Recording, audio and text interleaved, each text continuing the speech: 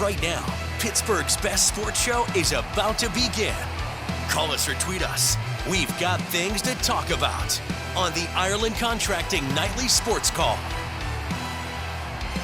Good evening, everyone. Welcome inside the Fan Cave. This is the Ireland Contracting Nightly Sports Call. Bob Pompeani here in the Fan Cave. Andrew Fillipponi joins me at 93.7 The Fan, and you can hit us up on the telephone number. The hotline is 412-575-2600, or you can tweet us at KDPomp at the Pony Express. And before I get to the Steelers and what we saw yesterday, real quick, Andrew, I want to talk about Paul Skenes, because tonight he became the only Pirate pitcher, the rookie, who had 150-plus strikeouts in one season.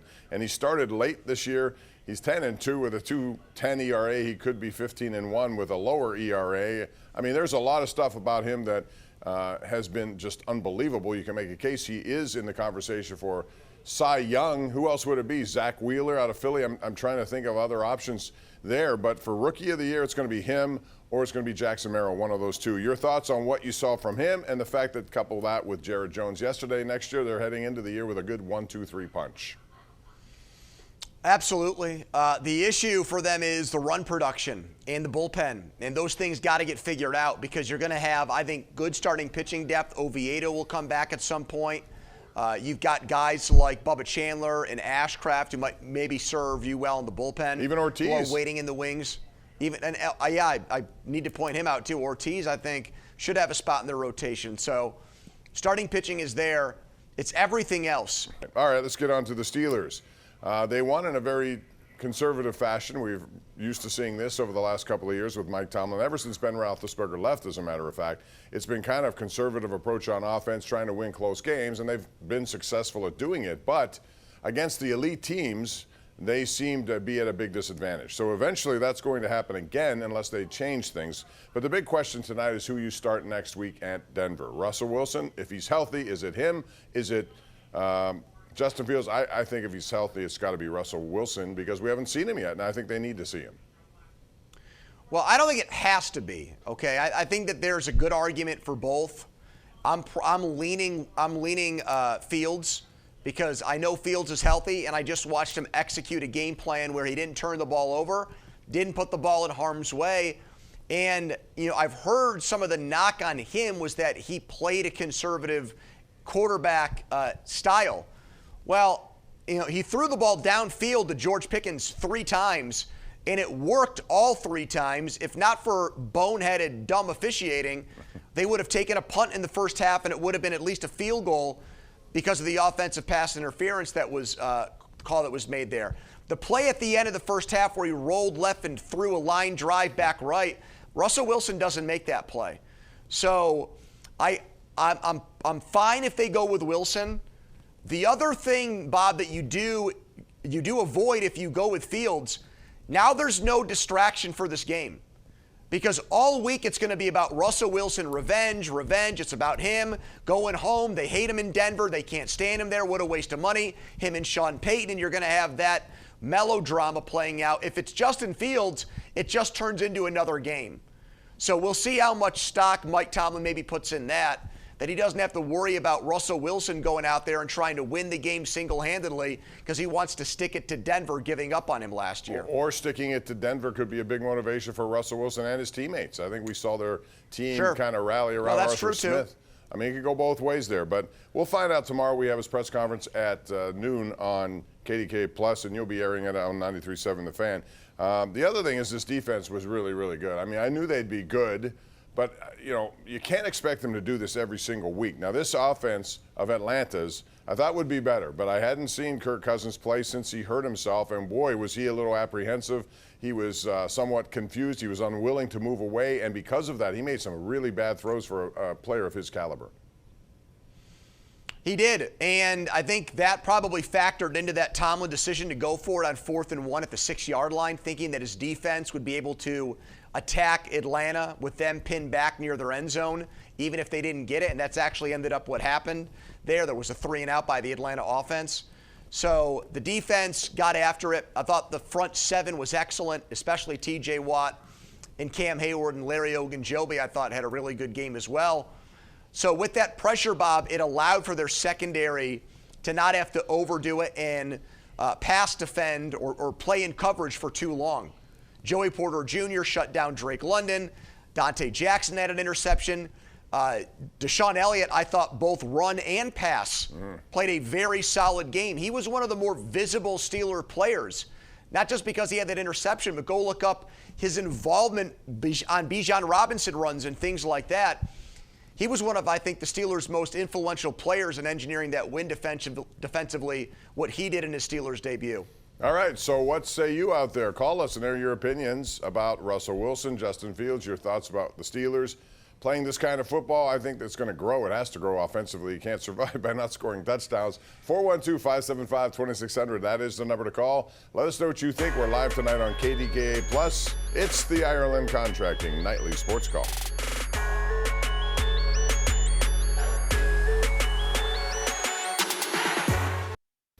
Our GMC Sierra tweet of the night, Pitt volleyball, how about this? #1 in the country for the first time. This program has been on fire.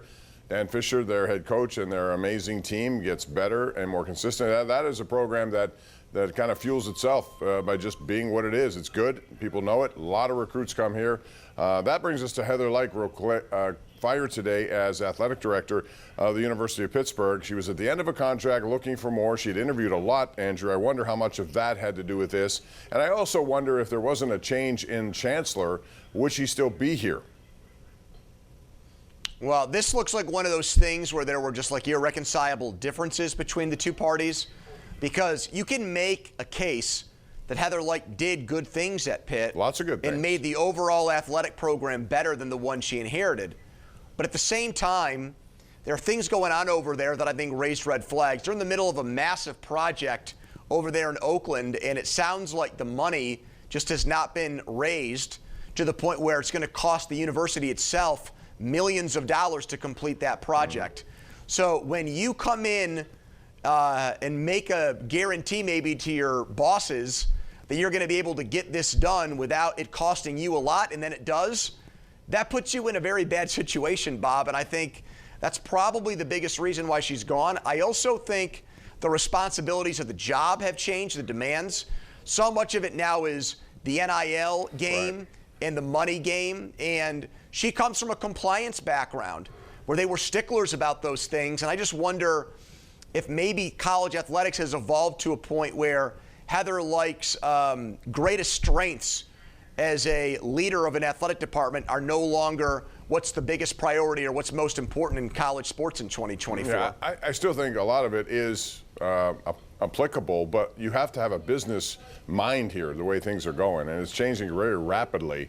I think fundraising was a problem. I think NIL raising was a problem. I think trying to figure out down the road what conference you're going to be in could be a problem as well, because it's a fluid situation, it seems, every year. Anyway, we got a lot of people want to talk Steelers, and we're going to get to that right now, so let's go to the lines. Jamie in the Hill District is our #1 Cochran Go One Better caller of the night. What's up, Jamie? How are you?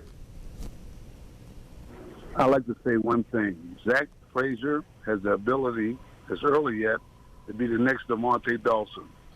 And TJ Watt is the Caucasian LT. TJ Watt is trying, I thought he deserved Player of the Year last year, Defensive Player of the Year. His numbers were better straight through against Myles Garrett. I think he's motivated to do that again this year. He also has 2 years left on a contract. After this year, 1 year left on a contract. And he's having a baby. So there's a lot going on in TJ Watt's life right now to motivate him to be what he is. And he's a game wrecker, and we saw that yesterday. Sometimes you don't see it, depending on how the game goes. I was really surprised how they didn't have a lot of help over there to try to stop him. Andrew, it looked like he had his way over there with the right tackle. Yeah, they like their right tackle in Atlanta, but he's no match for TJ Watt. TJ Watt is the best defensive player in the NFL now that Aaron Donald is off in retirement. And congratulations on all of that success, Aaron. You'll be in the Hall of Fame in 5 years. He was incredible, and the refs tried to make his impact on the game less relevant with that horrible offside call. And TJ Watt said the officials admitted to him at halftime, hey, we screwed that up. How about that for an admission, a confession by those refs that they really could have done something that changed the outcome of the game? Because by ignoring that or by flagging him on that play, Bob, it turned what would have been a turnover into a touchdown for Atlanta. Right. So I'm happy that the Steelers were able to overcome that, because if they weren't, all we'd be doing today is complaining about the state of NFL officiating. One of the things we're going to see in Denver this week is Bo Nix, and watching him a little bit today after what was their game yesterday in Seattle, which the Seahawks won 26-20. He looked a little frazzled, which I would expect from someone who's a first-year player, especially with high expectations. And, if you looked over the years, Andrew, these guys who are taking number 1 overall and don't win games. I think yesterday Caleb Williams finally did, although they didn't score a touchdown either. Tough to play in the NFL. What do you think the Steelers will do to him? And, how it's a different kind of quarterback. It's a mobile one compared to what they just saw. Yeah, I think just watching what I've seen, the little I've seen from that game, he wanted to throw everything short. So I would not give the wide receivers a lot of room. And I would also, I throw some blitzes at him because he has not seen it yet. So I would get a little bit more exotic than they were against Cousins. They didn't blitz Cousins much because they got pressure with their front four. And like Tomlin said, Cousins is effective against the blitz. He sniffs the blitz out. This guy, I don't have the same confidence in. So I think you got to alter the game plan a little bit. What worked against Atlanta isn't necessarily going to work against Denver. It's always a sneaky game, Bob. The Denver Broncos on the road. Outside of 1984 and 2005, they don't really have a lot of success there, almost regardless of who they go in there with. So this will be a stiff test for the Steelers, even though on paper, I think they are a much better team than the Broncos. Let's go out to Blairsville. We have Mike joining us right now on the Ireland Contracting Nightly Sports Call. Hey, Mike, you're on. Go ahead. Hey, thanks for taking my call, Bob. Tony. I was just wondering, looking down the road here, that Pittsburgh has to play Dallas and they have to play Kansas City and a few of these other juggernaut teams, and I don't think they're going to be able to get it done just kicking field goals. No, absolutely not. And you can do that against these kinds of teams. But eventually you're going to get into games where you have to score more than they've scored. And I think that will happen in time. I think just, to me, Andrew, when I looked at this, it was the right game plan for this situation against this team, given the fact they had a quarterback who, still was new to them, and he's had a history of turning the ball over. I thought the game plan fit. That doesn't necessarily mean it is the game plan for every game. In fact, it won't be a winning game plan against a lot of these teams.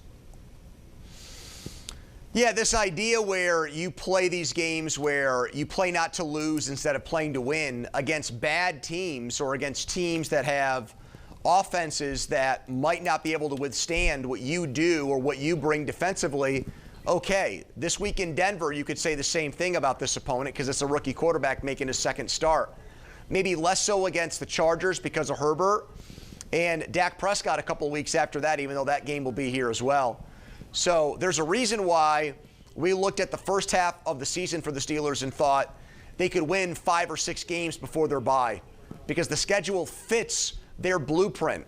It's the second half of the season where they face big-time quarterbacks where you have to wonder, is playing a game where if you score 17 to 20 points, you're good. It's not going to work against, my opinion, it's not going to work against the Kansas Cities and Dallases of the world. So, hey, you've only got the game in front of you, and so you build a game plan to beat the team you're playing on Sunday, and you cross the bridge of what you need to do to beat Kansas City when you get there. All right, Dave in the north side is on the air right now. Dave, thank you for joining us. What's on your mind? Yeah, I think they cost Stain a Cy Young and a Rookie of the Year.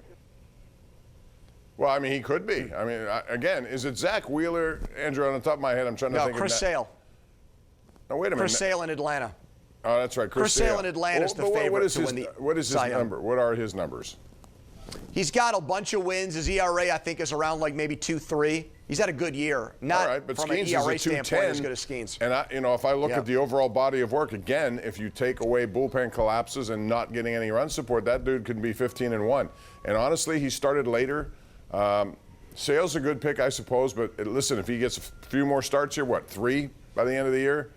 I don't know. But definitely Rookie of the Year is in contention, but although I really like a lot of Jackson Merrill. I think that dude is really good. He's approaching 90 runs batted in, 23 home runs, 3 walk-off home runs, very good defensively, and he's playing for a good team. Does that matter in this? Or do you accentuate Skenes because he's playing for a team that's 8 games under 500, and here he is 10-2?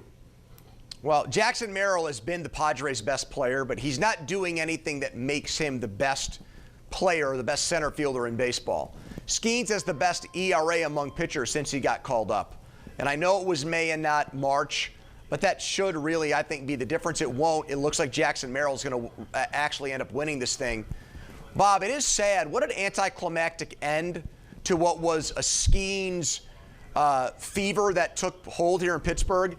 You were at some of the game tonight. There were very few fans there, and it looks like his final home start is going to be on Sunday against the Royals. And with the Steelers game at 4 o'clock, I can't imagine that there's going to be a lot of fans there watching what should be kind of a curtain call, a thank you for so many good memories. We can't wait to see you in 2012 type of game. A Paul Skenes appreciation day, if you will. Yeah. Should be Sunday, but it's really not going to happen because it'll be a football day here in Pittsburgh. And on that note, we need to take a break. 412-575-2600. It's the Ireland Contracting Nightly Sports Call right here on KDKA+.